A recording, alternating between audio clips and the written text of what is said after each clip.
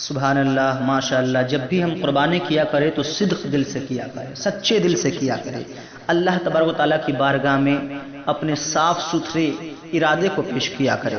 بسا اوقات آج کل جو لوگ قربانی کیا کرتے ہیں، جس میں زیادہ تر لوگ گوشت کھانے کی نیت رکھتے ہیں، نہیں، یہ گوشت تو آپ کو کھانا ہی ملے گا ہی آپ کو، لیکن رضائے الہی آپ اپنے ارادے میں رکھیں، اپنے دل کی نیت میں رکھیں، وہ مولا راضی ہو جائے تو پھر کیا کہنا، سبحان اللہ، ان کی رحمت کا کوئی ٹھکانہ نہیں ہے۔ پیارے آقا علیہ الصلوۃ والسلام کی بارگاہ میں صحابہ کرام نے عرض کیا، یا رسول اللہ، یہ قربانیاں کیا چیز ہیں، اس میں فائدہ ہمیں کیا ہے؟ اللہ اکبر۔ پیارے آقا رب کے محبوب دانائے غیوب ارشاد فرماتے ہیں، یہ قربانیاں تمہارے باپ حضرت ابراہیم خلیل اللہ کی سنت ہے، سبحان اللہ۔ پھر صحابہ کے نام عرض کیا، یا رسول اللہ، یہ کرنے سے ہمیں کیا فائدہ ہوگا؟ آقا فرماتے ہیں، قربانی کرنے سے فائدے پوچھتے ہو تو جو بندہ اللہ تبارک و تعالیٰ کے نام پر صدق دل سے، سچے دل سے قربانی پیش کرتا ہے تو اللہ تبارک و تعالیٰ اس بندے کے نام اعمال میں اتنی نیکیاں، بے شمار نیکیاں عطا فرماتا ہے، اتنی نیکیاں کہ جو جانور ذبح کیا جاتا ہے اس کے جسم پر جتنے بال نظر آتے ہیں، جتنے بال ہوتے ہیں، ان سارے بالوں کے برابر اللہ تبارک و تعالیٰ اس بندے کے نام اعمال میں نیکیاں لکھوا دیتا ہے، سبحان اللہ، اللہ اکبر، لکھ دیتا ہے۔ اللہ اکبر۔ بتاؤں مسلمانوں، اسی لیے آپ لوگوں سے گزارش ہے کہ سچے دل سے قربانی پیش کیا کریں، اور وہ جانور کا خون زمین پر گرنے سے پہلے بارگاہ مولا میں قبولیت میں پہنچ جاتا ہے۔ یہ سچے ارادے سے پیش کیے گئے قربانی کا مثال ثواب ہے، سبحان اللہ۔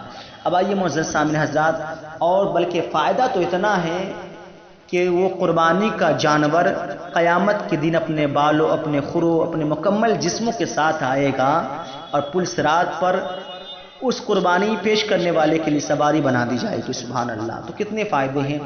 اور بسا اوقات ہم لوگ جب قربانی کیا کرتے ہیں تو لوگ صرف اپنے پیٹ، اپنے خواہشات، اپنے نفس کے چکر میں پڑے رہتے ہیں، اور الیکٹریشن کا زمانہ تو آ گیا ہے، تو نہ جانے کتنی برائیاں، کیسی کیسی گندی نیتیں لوگ کی آج کی ہو گئی ہے۔ قربانی کرتے ہیں اور سارا گوشت فریز میں رکھ لیا کرتے ہیں، 1 دن 2 دن 4 دن 5 دن 1 ہفتہ 2 ہفتہ تک، مہینے بھر لوگ سرا کے گوشت کھایا کرتے ہیں۔ مسلمانوں، اپنے اعمال کو ٹٹولو۔ آپ کو کیا کہا گیا ہے کہ اپنے گوشت کے 3 حصے کیا کرے۔ آپ کے ان جانور میں غریبوں کا بھی حق ہے، آپ کے رشتہ داروں کا بھی حق ہے، اپنے خویش و اقارب کا بھی حق ہے، تو 3 حصہ کیا کرے۔ 1 حصہ غریب مسکین فقیروں میں تقسیم کر دیا کرے، بانٹ دیا کرے۔ 1 حصہ اپنے دوست احباب رشتہ داروں میں تقسیم کیا کرے، اور 1 حصہ اپنے اہل خانہ، اپنے بچوں کے لیے، اپنے خود کھانے کے لیے رکھا کرے۔ تو بتاؤ، شریعت اسلام نے تو آپ کو یہ فیصلہ دیا ہے، لیکن آپ کا خیال کیسا ہے؟ گندا ہے۔ آپ سوچتے ہیں دیں گے تو ہمارا ختم ہو جائے گا، ہم زیادہ دن نہیں چلے گا۔ تو یاد رکھنا مسلمانوں، یاد رکھنا، یہ ایک سچے مسلمان کا فعل نہیں ہو سکتا ہے، ان کا کارنامہ نہیں ہو سکتا ہے، جس کے پڑوس میں قربانی کے دن بھی اگر اس کے گھر میں دال سبزیاں بنتی ہو اس کے پڑوسی گھر میں، اور آپ اپنے گھر میں قربانی کے جانور کے گوشت کو مہینوں بھر کھاتے ہیں، تو اس کا بھی آپ کو جواب دینا پڑے گا۔ اسی لیے اپنے غریب بھائیوں کا بھی خیال رکھیں، تاکہ اللہ تبارک و تعالیٰ ان پہ خرچ کرنے سے آپ کی اداؤں کو پسند فرمائے۔ آپ دیکھیے، قربانی کا جانور جب ہم ذبح کرتے ہیں، ان کے گوشت کو تقسیم کرتے ہیں، استغفراللہ، ان کے گوشت کو جب ہم تقسیم کرتے ہیں، اس سے کتنا فائدہ ہوتا ہے، رب کی رحمت کس طرح اترتی ہے۔ دیکھیں، آپ 1 حصہ جب خود کھاتے ہیں، 1 حصہ اپنے رشتہ داروں میں تقسیم کرتے ہیں، تو ایک طرف سے کیلکولیٹ کریں، ایک طرف سے آپ اپنے 10 رشتہ داروں کے یہاں گوشت بھیجتے ہیں، 1 کیجی بھیجیں اگر تو 10 کیجی چلا گیا گوشت۔ پھر وہ آپ کے رشتہ دار بھی اکثر قربانی کیا کرتے ہیں، تو پھر وہ بھی قربانی کریں گے، پھر بھی وہ آپ کے گھر بھیجیں گے، تو کل ملا کے آپ کے مال کا جو گوشت گیا تھا وہ پھر لوٹ کے آپ کے پاس آ رہا ہے، سبحان اللہ۔ اور دوسری بات یہ ہے، سب سے بڑا فائدہ، کہ جب آپ غریب مسکین، غریب نادار، مفلس میں اس گوشت کو تقسیم کیا کرتے ہیں، تو اللہ کی رحمت آپ کے کس طرح آپ کے گھر میں اترتی ہے۔ دیکھیے، جب وہ غریب وہ کھانا کو بناتا ہے جو کئی دنوں سے، کئی مہینوں سے گوشت کے لیے ترسا رہتا ہے، کھانے کے لیے پریشان رہتا ہے، گوشت کی خواہش لے کر بھی نہیں کھا پاتا ہے، لیکن وہ راضی رہتا ہے رب کی رضا پہ، اور جب اس کے گھر پہ آپ گوشت بھیجا کرتے ہیں، جب وہ گوشت بنا کر کھاتا ہے، اپنے بچوں کو کھلاتا ہے، تو ان کے لقمے جو اس کے حلق سے نیچے اترتے ہیں اس سے پہلے رب کی رحمت تمہارے گھر اتر جایا کرتی ہے۔ اس لیے اپنے غریب بھائیوں کا بھی خیال کیا کریں تاکہ اللہ تبارک و تعالیٰ آپ کے کاروبار میں، آپ کی زندگی میں، آپ کی اولادوں کی عمر میں بے پناہ برکت عطا فرمائے۔ اور کچھ ضروری مسائل یہ ہیں کہ اکثر لوگ یہ سوچتے ہیں کہ گھر کے کسی ایک فرد نے قربانی کر لیا تو سب کے سر سے ذمہ ہٹ گیا۔ نہیں، اگر گھر میں 5 فرد ہے، 10 فرد ہے، سب مالک نصاب ہے، خود مختار ہے اپنا، تو سب پہ قربانی کرنا واجب ہے۔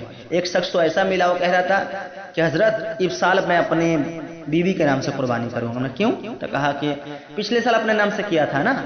ارے بھائی، جب اس سال بھی مالک نصاب ہے تو پہلے آپ پہ قربانی واجب ہے، پھر کوئی بیوی کے نام سے بھی کیجئے۔ ایک شخص تو ملا کہا حضرت میں پہلی مرتبہ ابھی قربانی کر رہا ہوں تو میں سوچتا ہوں کہ پہلے قربانی رسول پاک کے نام سے قربانی کرے۔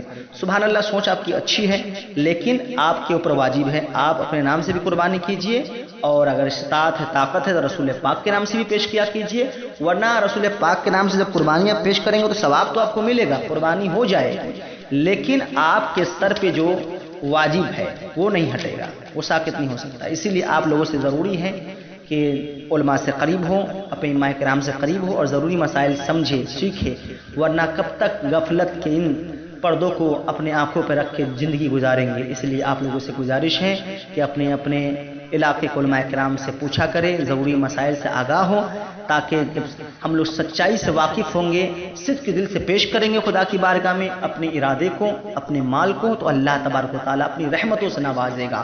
اللہ تبارک و تعالیٰ ارشاد فرماتا ہے جو میری راہ میں ایک خرچ کرتا ہے مجھے 10 عطا کرتا ہوں۔